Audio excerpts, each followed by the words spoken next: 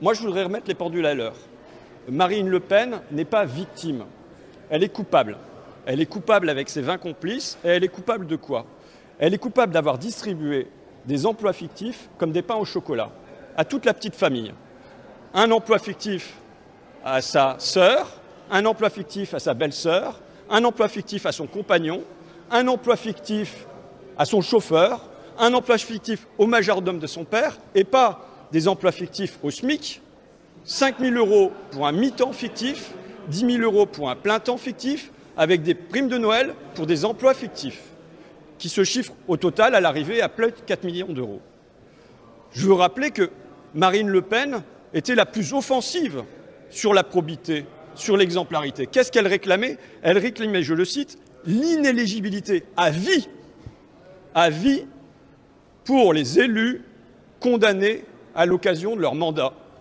C'est Marine Le Pen qui disait les Français en ont marre qu'il y ait des affaires, ils en ont marre des élus qui détournent de l'argent. Et elle avait raison. C'est Marine Le Pen qui disait il faudra rendre inéligibles ceux qui ont été condamnés pour favoritisme, pour détournement de fonds, pour emploi fictif. Donc, c'est un retour de bâton, mais c'est elle qui a réclamé que la loi soit dure. Je veux ajouter encore que ce sont des récidivistes. Le Rassemblement national a déjà été condamné pour recel d'abus de biens sociaux. J'avais réalisé une carte du monde, moi, qui montrait les mouvements de fonds du Rassemblement national, avec, vous le savez, les banques russes et émiraties, mais aussi, ça allait jusque Hong Kong, ça repartait vers les îles Vierges près des États-Unis, ça bifurquait vers Singapour avant de revenir ici. Ça veut dire quoi? Ça veut dire qu'ils jonglaient entre les continents et les sociétés écrans. Maintenant, évidemment, ceux qui ont proclamé pendant des années main propre, tête haute, aujourd'hui, ils ont les mains sales et il s'agit très clairement de leur faire baisser la tête. Baisser la tête parce qu'il y a la corruption, il y a détournement de fonds et il y a des voleurs de millions. Maintenant, je veux ajouter une chose, un point sur lequel Marine Le Pen aurait raison. C'est quand elle dit « il n'y a pas que nous qui avons les mains salies, regardez Sarkozy ».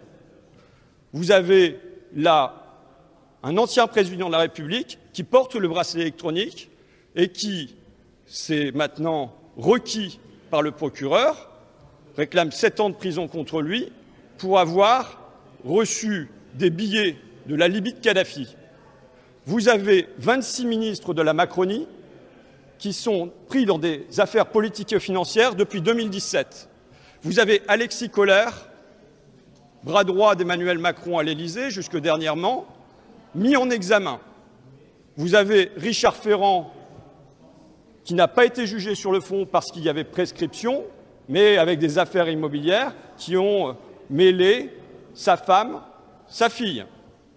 Quand j'énonce tout ça, ça signifie qu'on n'est pas dans une déviance individuelle. On n'est pas dans une malchance, on n'est pas dans une coïncidence, on est dans un système. On est dans un système où il y a aujourd'hui une fusion, une confusion entre l'État et l'argent, entre la politique et l'argent. Il s'agit d'en sortir. Il s'agit qu'aujourd'hui, ça soit un jour de sursaut et qu'on sorte de cette accoutumance à la fusion entre l'État et l'argent, la politique et l'argent.